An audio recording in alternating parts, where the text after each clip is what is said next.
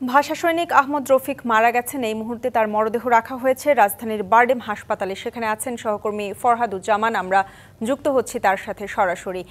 ফরহাদ, জানাবেন তার পরিবারের কারোর সাথে কথা হয়েছে কিনা বা হাসপাতাল কর্তৃপক্ষ কারোর সাথে কথা হয়েছে কিনা বিস্তারিত। আপনি জানেন যে আজকে রাত 10টা 12 মিনিটে ভাষা সৈনিক আহমেদ রফিক মারা গেছেন।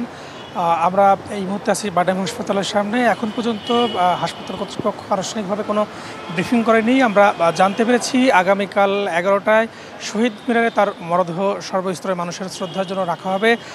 আজকে এবং এর কিছুদিন আগে কিন্তু 28 সেপ্টেম্বর থেকে তিনি অসুস্থ হয়ে এই বারডেম হাসপাতালে ভর্তি ছিলেন এবং আজকে নিবিড় পরিচর্যা কেন্দ্র আইসিইউতে চিকিৎসাধীন অবস্থায় কিন্তু তিনি মারা গেছেন এবং আমরা জানতে পেরেছি গতকাল লাইফ সাপোর্টে তাকে নেওয়া হয় এবং আজকে রাত্রে তার কার্ডিয়াক অ্যারেস্ট হয় এবং রাত 10টা 12 মিনিটে তার ভেন্টিলেশন সাপোর্ট খুলে চিকিৎসকরা তার মৃত্যু ঘোষণা করেছেন।